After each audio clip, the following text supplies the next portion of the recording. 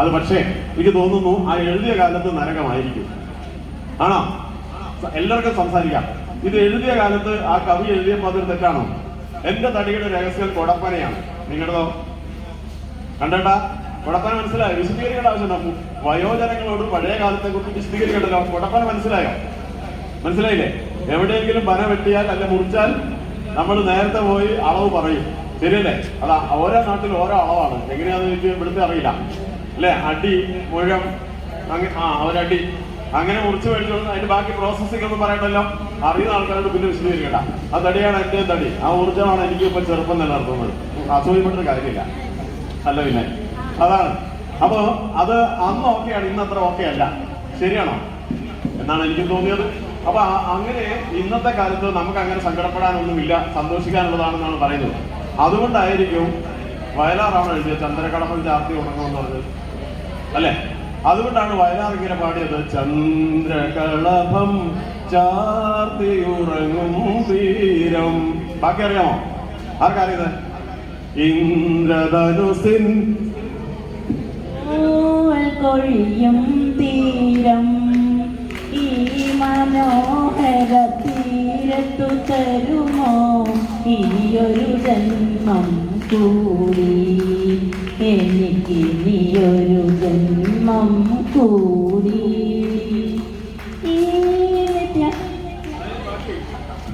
എന്താണ് ഈ നിത്യഹരിതയം ഭൂമിയിലല്ലാതെ? എന്തൊക്കെയാണ്? മാനസ സരസുകളുണ്ടോ, പുഷ്പങ്ങളുണ്ടോ, സ്വപ്നങ്ങളുണ്ടോ, ചന്ദ്രികയുണ്ടോ, അങ്ങനെ പറയില്ലേ? ഇതെല്ലാം ഉള്ള ഭൂമിയിൽ ദൈവം ഒരു ജീവിതം തന്നിട്ട് നരകം എന്ന് പറഞ്ഞാൽ ദൈവം നമ്മളെ ചെവിക്ക് വിട്ടു. അത്ര എനിക്ക് പറയാനുള്ളൂ. ശരിയാണോ? പക്ഷെ ഈ പാട്ട് നിങ്ങൾക്ക് എല്ലാവർക്കും അറിയുന്നല്ലേ? ഒരാളല്ലേ പാടിയുള്ളൂ. അപ്പൊ ഒരു സദസ്സിൽ അത് ഞാൻ പാടിക്കോളാം എന്ന് പറഞ്ഞ് മൈക്ക് പിടിച്ചു വെച്ച് വാങ്ങിയെന്ന് വേണേൽ പറയാം. അങ്ങനെ പാടിയ ആ തന്റെ ഇടത്തിൽ ഒരു സമ്മാനം കൊടുക്കട്ടെ, ഒരു കയ്യടി കൊടുക്കും.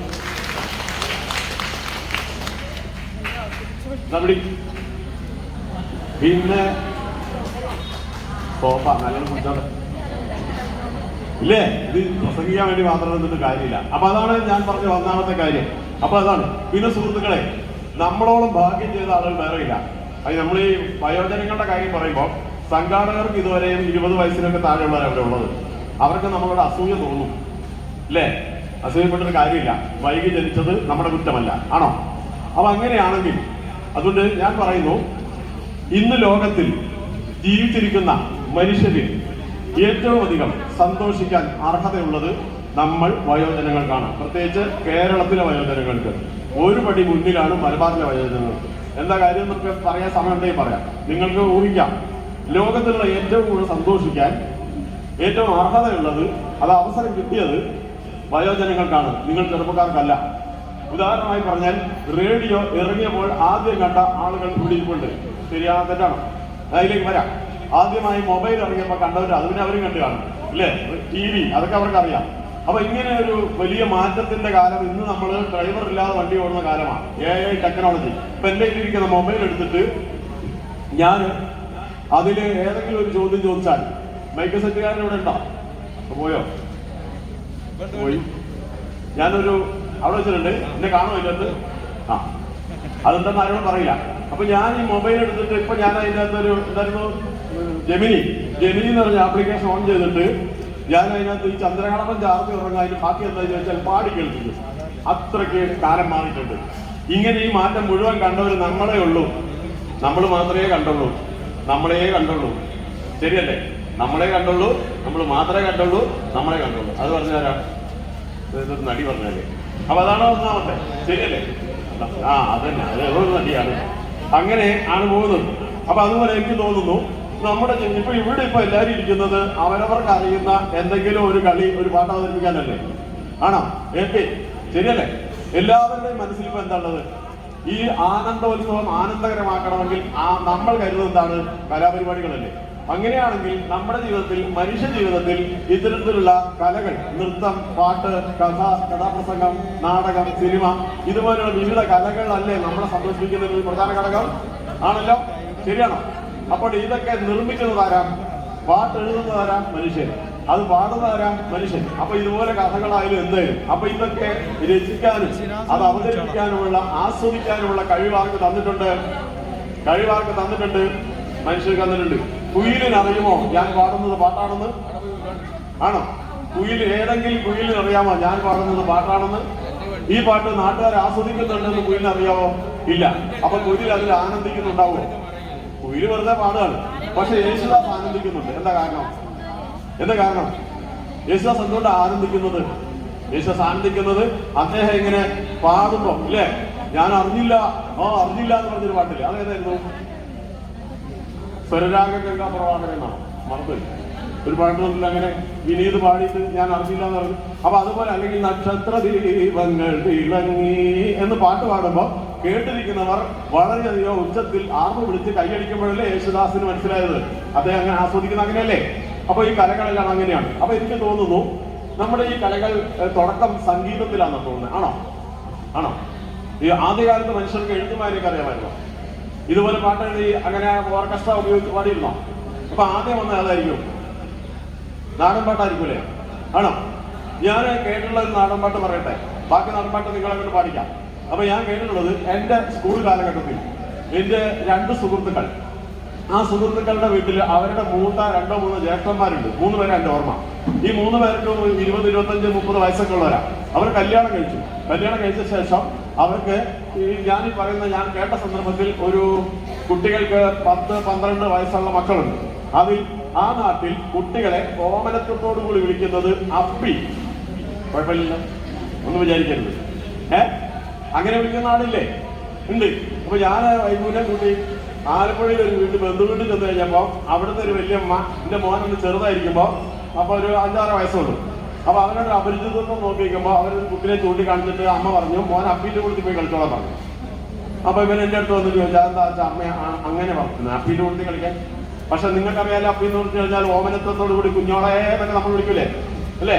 അതേ ഉള്ളൂ. അപ്പൊ ഒരു കുട്ടീനെ വിളിക്കുന്നത് എന്താണ് അപ്പി എന്നാണ്, മറ്റൊരു കുട്ടീനെ വിളിക്കുന്നത് എന്താണ് കള്ളായി എന്നാണ്. ഓക്കെ ആണോ? തിരിയോ? തെറ്റിപ്പോയില്ലല്ലോ. ഒരു കുട്ടീന്റെ പേര് അപ്പി, വേറൊരു കുട്ടീന്റെ പേര് കള്ളായി. ഇനി എന്താ സംഭവിച്ചാല് ഈ കുട്ടികളുടെ വലിയച്ഛൻ, അദ്ദേഹത്തിന്റെ ഒരു മാധവൻ എന്നാണ്, ഇതൊക്കെ വളരെ അടുപ്പുണ്ടായിരുന്ന ആളാണ്. അദ്ദേഹമൊക്കെ ജോലി കഴിഞ്ഞ് വന്നിട്ട് അന്നത്തെ ഷാപ്പിൽ പോയിട്ട് കള്ള് വാങ്ങുന്ന ഒരു സ്വഭാവമുണ്ട്. ഓക്കെ ആണോ? അത് ഇന്നത്തെ പോലെ അവരുടെ പിടിച്ചൊരു സാധനം നല്ല ഒറിജിനലാണ്, അത് വലിയ കുഴപ്പമൊന്നുമില്ല എന്നാണ് എനിക്ക് തോന്നുന്നത്. വാങ്ങി കുടിക്കാൻ വേണ്ടി പറഞ്ഞല്ലോ കേട്ടോ. ഇനിയിപ്പോ നാളെ പോയിട്ട് വാങ്ങല്ലേ, അത് തെറ്റാണ്. എന്നാലും അന്ന് അങ്ങനെയൊക്കെ ചെയ്യുമായിരുന്നു. ഇന്ന് പിന്നെ ആരും കുടിക്കത്തില്ലല്ലോ.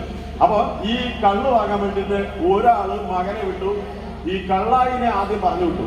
അപ്പൊ മറ്റേ മകൻ ഈ അനുജൻ മകളെ പറഞ്ഞു വിട്ടത് അറിഞ്ഞില്ല. അപ്പൊ എന്ത് ചെയ്തു, അയാളുടെ മകനായ അപ്പിനെ കുപ്പി കൊടുത്തു വിട്ടു. അപ്പൊ വലിയച്ഛൻ നോക്കിയിരിക്കുമ്പോ താഴെ നിന്ന് കള്ളായി കള്ളുകൊണ്ട് ഒരു കയറി വരികയാണ്. അപ്പോ ഈ അപ്പി കുപ്പി കൊണ്ട് അങ്ങോട്ട് പോവാണ്. ഉടനെ ആ മനുഷ്യൻ ആ സന്ദർഭത്തിൽ നൈസർഗികമായി പാടാണ്, അപ്പി കുപ്പി കൊണ്ട് അങ്ങോട്ടു ചെല്ലുമ്പോ കള്ളായി കള്ളും കൊണ്ടിങ്ങോട്ട്. എങ്ങനെയുണ്ട്? അപ്പി കുപ്പി കൊണ്ട് അങ്ങോട്ടു ചെല്ലുമ്പോ കള്ളായി കള്ളും കൊണ്ടങ്ങോട്ട്. ഇത് മറക്കാൻ പറ്റുമോ? ഈ നന്മ, ഈ കഴിവ് ദൈവം നമുക്ക് തന്നിട്ടില്ലേ? പിന്നെ എന്തിനാണ് നമ്മൾ വിഷമിക്കുന്നത്? ഇതാണ് ഞാൻ പറഞ്ഞൊരു കാര്യം. അതുപോലെ ഈ പാട്ടുകളൊക്കെ പിന്നെ ഡെവലപ്പ് ചെയ്ത് വന്നില്ലേ? നിങ്ങൾക്ക് ഓർമ്മയുണ്ടാവും വയലിൽ കൃഷി ചെയ്തതായിട്ട്. ഇപ്പൊ വയലിൽ കൃഷി പണിയെടുക്കുന്ന ആരോ ഉണ്ടോ? വയലിൽ നമുക്ക് അന്യമായി പോയിട്ടുണ്ട്. ഈ വയലിൽ നെല്ല് കൊയ്യുന്നതും ഞാറ് നടുന്നതും കള പറിക്കുന്നതും ഒക്കെ അല്പം ബുദ്ധിമുട്ടല്ലേ? എന്നോട് കൂടുന്നുണ്ടല്ലോ അല്ലേ? ബുദ്ധിമുട്ടാൻ പറഞ്ഞാൽ അത് നിർത്തിക്കോളാം. ഇത് വലിയ ബുദ്ധിമുട്ടാണ്. തൊഴിലാളികളെ കിട്ടും. പിന്നെ അവർക്ക് അന്ന് നിവൃത്തിയില്ലാത്തോണ്ടാ എന്താണ് വരുന്നില്ല, മൊത്തം ചോറിയും. അപ്പോൾ നമുക്കറിയാം അതൊരു ജോലി, ഏത് ജോലി ചെയ്താലും സന്തോഷത്തോടെ ചെയ്താൽ, നമ്മുടെ സന്തോഷമല്ല, സന്തോഷത്തോടെ ചെയ്താൽ എന്താവും? അതിന് മടുപ്പ് തോന്നോ? ഇല്ലല്ലോ. ഒരു വടംവലിയാണെങ്കിൽ ആഞ്ഞു വലിച്ച് കൈ കൊട്ടിയാലും വിടുവോ? സത്യം പറ, വിടൂല. അതുകൊണ്ട് ഞാനൊരു കയറ് പിടിക്കാൻ പറഞ്ഞാലോ, മാസം എനിക്ക് ബുദ്ധിമുട്ടാ, കൈക്ക് വേദന. അതാണ് അതിന്റെ വ്യത്യാസം. കിട്ടിയോ? അപ്പൊ ഈ സന്തോഷത്തോടെ ചെയ്യാൻ വേണ്ടിയിട്ട് അന്നത്തെ ആളുകൾക്ക് ബുദ്ധിയുണ്ടല്ലോ നമ്മളെക്കാളും. അവർ കണ്ടുപിടിച്ചു. അപ്പൊ അരിവാളുമായിട്ട് കൊയ്ത്തിൽ നിൽക്കുകയാണ്. അപ്പൊ കൊയ്ത്തിന് അങ്ങോട്ട് തിരിഞ്ഞു നിൽക്കല്ലേ, മുന്നോട്ടല്ലേ കൊയ്ത് വേണം. അപ്പൊ അതിന്റെ പുറകില് ഈ ചെറിയ നീളം പറഞ്ഞ ഒരു സാധനം തുടിയെന്നാണ് എന്റെ ഓർമ്മ. അതിന്റെ പേര് ആണോ? നൽകിയ സാധനം തുടിയല്ലേ? വേറെ പേരുണ്ടായിരുന്നു സന്തോഷം, ഉടുക്ക്. ഉടുക്ക് തുടി എന്നൊക്കെ പറഞ്ഞ ഉപകാരമാണ്. അപ്പൊ ഇവര് ഈ കൊയ്ത്ത് ഇങ്ങനെ നടക്കുന്ന സമയത്ത് ബാക്കിൽ നിന്ന് എന്ത് ചെയ്യും? താളത്തിൽ അടിച്ചു കൊടുക്കും. അപ്പൊ അതിനനുസരിച്ച് അവരിങ്ങനെ കൊയ്ത്ത്. ഇത് രസമായില്ലേ? അപ്പൊ വീണ്ടും അതല്ല പിന്നെ കണ്ടക്ടറെ പോലെ കുറച്ചും കൂടി ബുദ്ധി അതിനേക്കൊരു വികസിപ്പിച്ചാണ് എന്ത് ചെയ്തോ ആ കൂട്ടത്തിൽ താത്തിക്കോ ചെടി താളത്തിക്കോ ചെടി പെണ്ണാളെ ഇപ്പൊ എന്തായി മാറി? ആ ജോലി സ്ഥലത്ത് നിന്ന് ഒരു നാടൻ പാട്ട് ഉത്ഭവിച്ചോ ഇല്ലയോ? ശരിയാണോ? അങ്ങനെ കൊയ്ത്ത് അവർക്കൊരു എന്തെങ്കിലും പറയുക ആവേശമായി മാറി. ഈ ആവേശമായി മാറിയ ആളുകള് കൊയ്ത്ത് കഴിഞ്ഞിട്ട് പിന്നെ ഞായറാഴ്ച കൊയ്ത്തില്ലാത്തതുകൊണ്ട് ഇവര് ഇതിനെപ്പറ്റി ഇവിടെ ഡ്രൈവർമാരുണ്ടെങ്കിൽ ഒന്നും വിചാരിക്കരുത്, അതൊരു തെറ്റൽ എന്തെങ്കിലും പറയാം, മോശമായ ജോലിയാണ്, നല്ല ജോലിയാണ്. പക്ഷെ രാത്രി സ്വപ്നം കണ്ടിട്ട് എന്ത് ചെയ്യും? ചിലപ്പോ ബാരിക്കേഡൊക്കെ ഒറ്റ ചവിട്ട് കൊടുക്കും, ബ്രേക്ക് ചവിട്ടിതാന്ന് പറയും. ശരിയല്ലേ? അങ്ങനെ രക്ഷപ്പെടാതെ.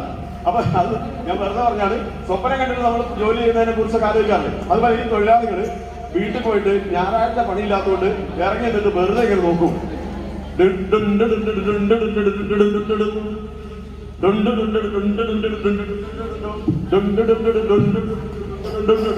അങ്ങനെ എന്തായി മാറി? നൃത്തം കണ്ടുപിടിച്ചു. ഇവിടെയായി അത് തന്നെ. അങ്ങനെ ഇങ്ങനെ ഇഷ്ടപോലെ നിങ്ങൾക്ക് പറയാനുണ്ടാവും. അനുഭവത്തിന് വള്ളം തുഴഞ്ഞു പോകുമ്പോ ഇതൊക്കെ നമ്മുടെ ഉള്ളിൽ കിടക്കുന്നുണ്ട്.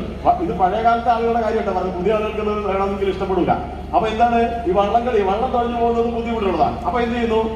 അതിനോട് എങ്ങനെയാണ് വള്ളത്തിന്റെ പാട്ട് എങ്ങനെയാണ്? ആർക്കറിയാം വള്ളം പാട്ട്? ഓ തിത്താരാ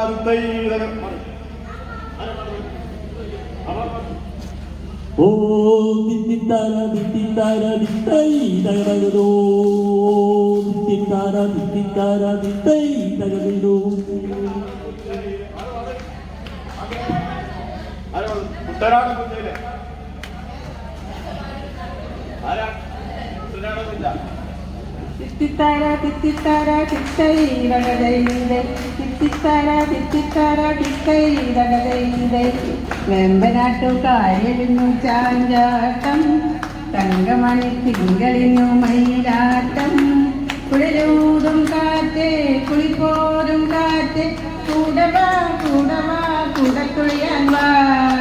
തിത്തിത്താര തിത്തിത്താര തിത്തൈ തകതൈതൈ തിത്തിത്താര തിത്തിത്താര തിത്തൈ തകതൈതൈ. സമ്മാനം കൊടുക്കണേ. ഇതവിടെ ചെറുപ്പക്കാരവിടെ സമ്മാനം വില കൂടിയതാ. അപ്പൊ ഇപ്പൊ അതിനൊരു ഡെവലപ്മെന്റ് മനസ്സിലായില്ലേ? അതിന് ശേഷമാണ് ആരോ പാടുന്നത് എന്നായിരുന്നു? അല്ലിയാമ്പൽ കടവിലെന്നരയ്ക്കു വെള്ളം. ഇവിടെ ഒരാള് കൈ നീട്ടി. അല്ലിയാമ്പൽ കടവിലെന്നരയ്ക്കു വെള്ളം, അന്ന് നമ്മളൊന്നായി കുഴഞ്ഞില്ലേ കൊതുമ്പ് വള്ളം.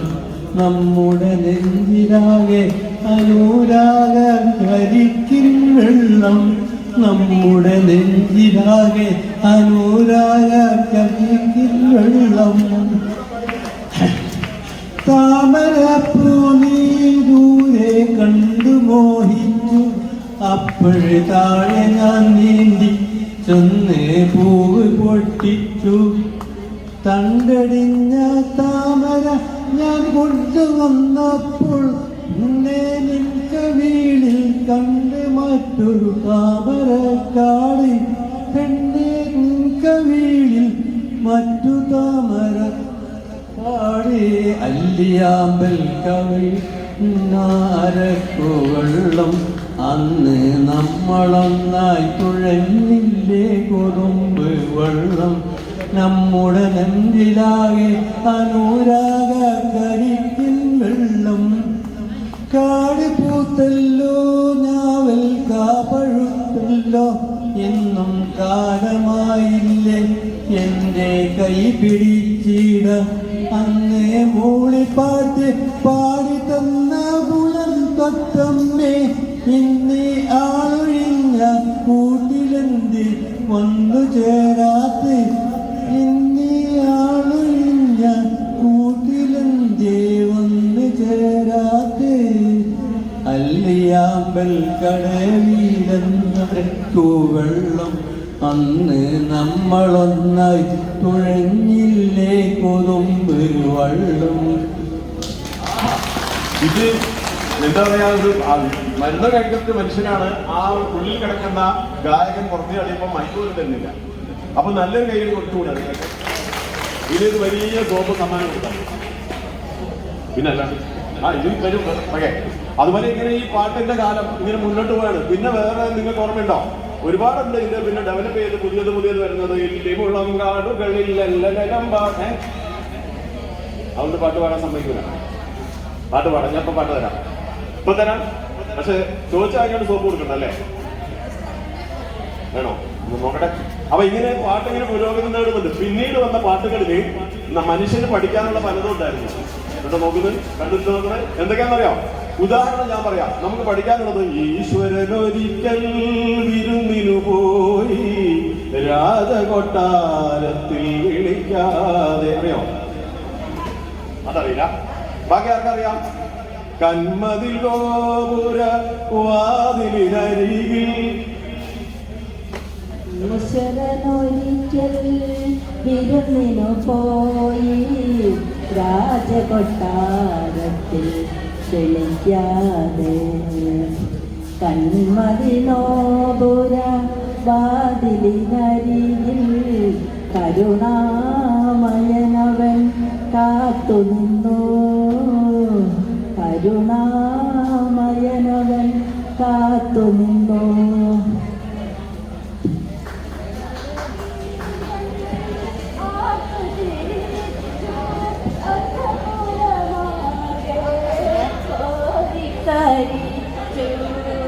അലങ്കാര ദീപങ്ങൾ ആർത്തുചിരിച്ചു. അന്തപുരമാകെ കോരിത്തരിച്ചു.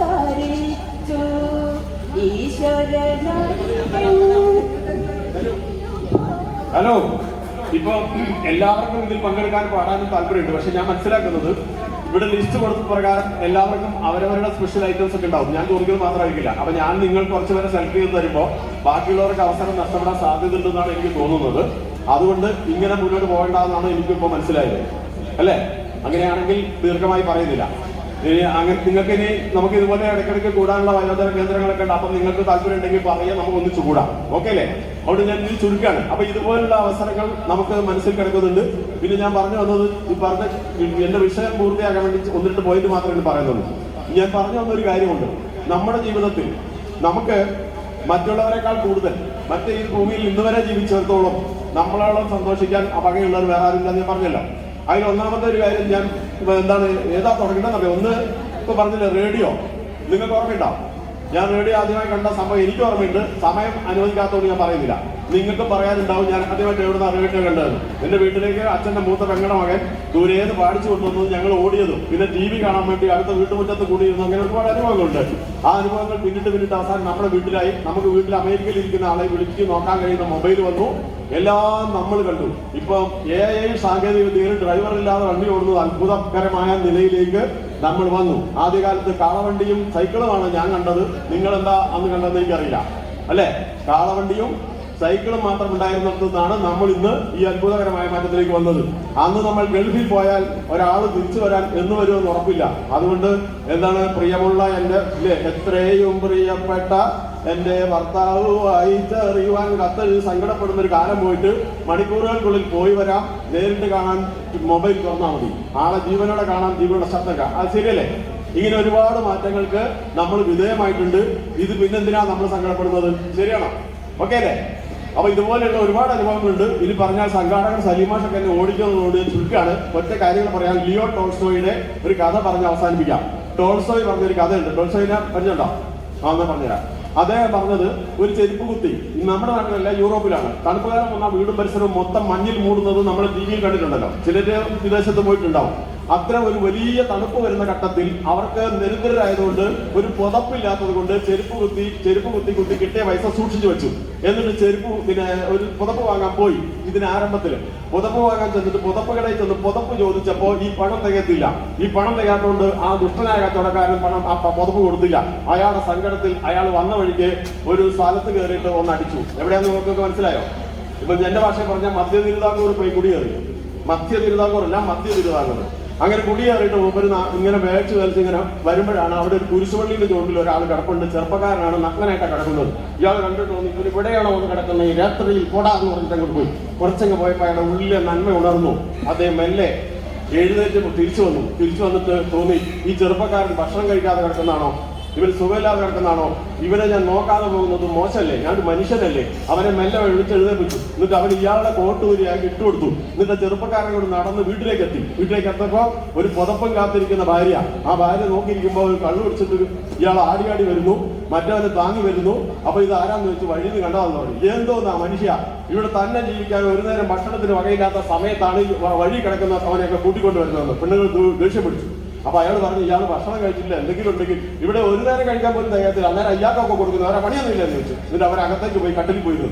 കുറച്ച് കഴിഞ്ഞപ്പോൾ അവരാലോചിച്ചു, അല്ല ഈ മനുഷ്യൻ ഭക്ഷണം കഴിക്കാതെ എന്റെ വീട്ടിൽ വന്നിരിക്കുന്നു, ഞാൻ കൊടുക്കാതിരിക്കാമോ, തെറ്റല്ലേ. അവരുടെ ഉള്ളിലെ നന്മ ഉണർന്നു, അനുകമ്പ. അവരുടനെ ഇറങ്ങി വന്ന് അടുക്കളയിലുള്ള സാധനം എല്ലാം എടുത്ത് കുറച്ച് സംവിധാനമൊക്കെ ചെയ്ത് ചൂടാക്കി ഇവന് കൊടുത്തു. അത് കൊടുത്തപ്പോൾ ഇത് കഴിക്കുന്നതിനിടയിൽ ആ ചെറുപ്പക്കാരൻ ഒന്ന് തിരിച്ചു. അതിനുശേഷം പിറ്റേന്ന് അവൻ അവിടെ തന്നെ നിന്ന് പോയില്ല. ചെരുപ്പ് കുത്തിയുടെ കൊടുത്ത് കൂടി ചെരുപ്പ് കുത്താൻ തുടങ്ങി. ഇവൻ മനോഹരമായി ചെരുപ്പ് കുത്തും. അപ്പം നാട്ടിലാകെ പേര് കേട്ട് സ്പീഡിൽ പറയുന്ന സമയമില്ലാത്തതുകൊണ്ട് കേട്ടോ, മനോഹരമായി ചെരുപ്പ് കുത്തി നാട്ടിലാകെ ഖ്യാതി നേടി ഗംഭീരമായ ചെരുപ്പ് അവിടെ ചെന്നാൽ കിട്ടും, നല്ല നല്ല ചെരുപ്പുകൾ. അങ്ങനെ ഒരു ദിവസം ഒരു പ്രഭുവും അനുചരന്മാരും കൂടെ വന്ന് വണ്ടിയിൽ നിന്ന് ഇറങ്ങിയിട്ട് ഒരു പൊതിയുമായി കയറി ചെന്നു. എന്നിട്ട് പറഞ്ഞു ഇത് വിദേശത്തുനിന്ന് കൊണ്ടുവന്ന തുകലാണ്, തുകൽ പറഞ്ഞാറില്ലേ, അതുകൊണ്ട് നല്ല 2 ഷൂസ് ഉണ്ടാക്കി തരാം കേട്ടോ എന്ന് പറഞ്ഞ് ഏൽപ്പിച്ചു. അപ്പൊ ഇങ്ങനെ ഏൽപ്പിച്ചു കഴിയുമ്പോൾ ഇയാൾ വീണ്ടും പറഞ്ഞു എന്തെങ്കിലും ശരിയായിട്ടില്ലെങ്കിൽ വിവരം അറിയുന്നു. പ്രഭു ചൂടായി. അപ്പൊ ഈ ചെറുപ്പക്കാരൻ തൊട്ടടുത്തിരിക്കുന്നൊന്ന് ചിരിച്ചു.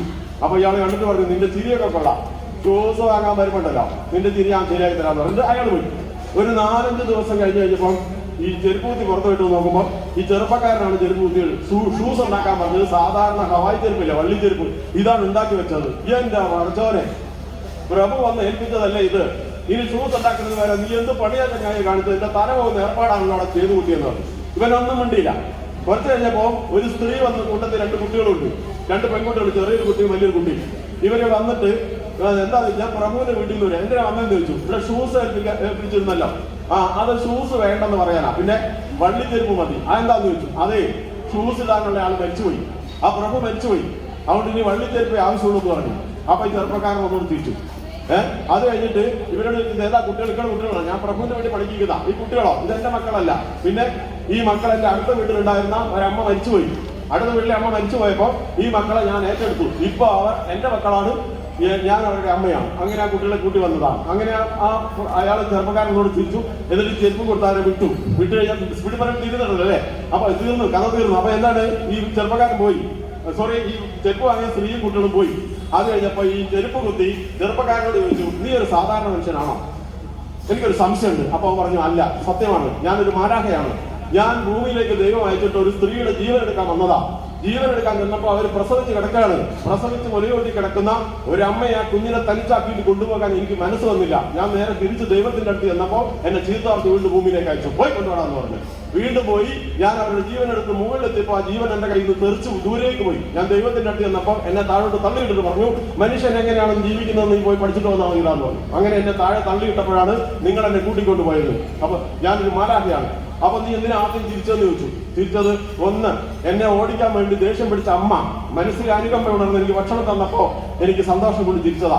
പിന്നെ പ്രഭുവിന്റെ തൊട്ടുപുറകെ മരണം നിൽക്കുകയാണ്. അപ്പോഴും അയാൾ ദേഷ്യത്തോടു കൂടി ഈ ലോകം മുഴുവൻ പിടിച്ചടക്കാൻ നിൽക്കുന്ന പോലെ ഷൂസ് ഉണ്ടാക്കിയില്ല, ഇങ്ങനെ തട്ടിക്കളയെന്നൊക്കെ പറഞ്ഞപ്പോ സത്യത്തിൽ ഞാൻ തിരിച്ചു പോയതാണ്. പിന്നെ അന്ന് ഞാൻ ജീവനെടുത്ത ആ അമ്മയുണ്ടല്ലോ, ആ അമ്മയുടെ മക്കൾ അനാഥരായില്ല, അവർ വേറൊരു അമ്മ അവരെ ഏറ്റെടുത്തില്ലേ, അതിലാണ് ഞാൻ സന്തോഷിച്ചത്. അപ്പോൾ അദ്ദേഹം പറഞ്ഞു, ഞാൻ ഈ മാലാഖ പറഞ്ഞു, മനുഷ്യ ജീവിതത്തിൽ എന്തുണ്ട്, ദുഃഖങ്ങളും പ്രശ്നങ്ങളും പ്രതിസന്ധികളും ഉണ്ട് അല്ലേ. ഇനിയാ ശ്രദ്ധിക്കേണ്ടത്, മനുഷ്യ ജീവിതത്തിൽ എന്തുണ്ട്, ദുഃഖങ്ങളും പ്രതിസന്ധികളും പ്രശ്നങ്ങളും ഉണ്ട്. പക്ഷേ അതെങ്ങനെയാ മനുഷ്യൻ തരണം ചെയ്യുന്നത്? സ്നേഹം കൊണ്ടും കരുണ കൊണ്ടും. പിടികിട്ടിയോ? അപ്പൊ എല്ലാ പ്രശ്നങ്ങളും മനുഷ്യന്റെ തീരുന്ന എങ്ങനെയാ? സ്നേഹം കൊണ്ടും കരുണ കൊണ്ടും അല്ലേ? ഓക്കെ ആണോ? സമയത്ത് ശ്രദ്ധിക്കുന്നുണ്ടോ? ഇതാണ് അതിന്റെ കാതൽ. എന്താ മനസ്സിലായത്? അപ്പൊ നമുക്കൊക്കെ എന്ത് പ്രശ്നം വന്നാലും എങ്ങനെ പരിഹരിക്കും? നമ്മളെല്ലാം ചേർന്ന്. അപ്പൊ വയോജന ക്ലബിന്റെ ആവശ്യം എന്താണെന്ന് മനസ്സിലായോ? നമ്മൾക്ക് എന്ത് ബുദ്ധിമുട്ടായാലും നമ്മൾ പരസ്പരം കൈകോർത്ത് കൈത്താങ്ങായി നമ്മൾ എന്ത് ചെയ്യണം? അതിനെല്ലാം പരിഹരിക്കണം. അതാണ് ദൈവം നിശ്ചയിച്ചത്. വിഷമങ്ങൾ ഉണ്ടാവും, അത് കണ്ടിട്ട് വീഴല്ല, നമ്മളെല്ലാവരും പരിശ്രമിച്ച് സഹകരണത്തോടു കൂടി പരസ്പരം സഹായിച്ച് മുന്നോട്ട് പോകണം എന്നാണ് ടോൾസ്റ്റോയ് ഈ കഥയിലൂടെ പറഞ്ഞത്. അപ്പൊ ഈ വയോജന സംഗമത്തിൽ ഒത്തുചേർന്ന ഈ എല്ലാ പ്രിയപ്പെട്ട സഹോദരി സഹോദരന്മാർക്കും എന്റെ ഹൃദയംഗമായ സന്തോഷവും ആശംസയും നന്ദിയും ഒക്കെ രേഖപ്പെടുത്തുന്നു. നമസ്കാരം. ഇനി നല്ല നല്ല കലാപരിപാടികൾ ഉൾപ്പെടെയുള്ള കാര്യങ്ങളാണ് നടക്കുന്നത്. ഒരാൾ പോലും പോകരുത്. ഇവിടെ നല്ല ഭക്ഷണത്തിന് നല്ല രീതിയായി നമ്മൾ കഴിയും. അതല്ല ഇതിന്റെ ഒരു പ്രത്യേകത. നല്ല ഭക്ഷണം ഉണ്ടെ പോരെന്ന് പറഞ്ഞാൽ ശരിയല്ല. എന്നാൽ പോലും ഞാൻ പറയാണ്, ഭക്ഷണം ഉൾപ്പെടെ എല്ലാ സൗകര്യങ്ങളും ഒരുക്കിയിട്ടുണ്ട്. നമുക്ക് ഇന്ന് അടിച്ചു പൊളിച്ച് ഇതിന്റെ തീരുന്നത് വരെ ഇരുന്ന് സന്തോഷമായിട്ട് നമ്മളെല്ലാവരും ഒറ്റ കുടുംബത്തിലെ ഒരു കുടുംബത്തിലെ അംഗങ്ങളെ പോലെ എന്താണ് ജാതിഭേദം മതദേശം ഏതുമില്ലാതെ സർവ്വരു സോദരത്വന ഒരമ്മ പറ്റ മക്കളെ പോലെ ജീവിക്കുന്ന കാരശ്ശേരിയെ സൃഷ്ടിച്ച് ഇവിടുന്ന് ഇറക്കി പോകാവൂ. നമ്മുടെ ചെറുമക്കൾക്ക് നമ്മൾ വെളിച്ചമായി തീരണം സാഹോദര്യത്തിന്റെ. ശരിയല്ലേ? എല്ലാവർക്കും ഒരിക്കൽ കൂടി ആശംസ.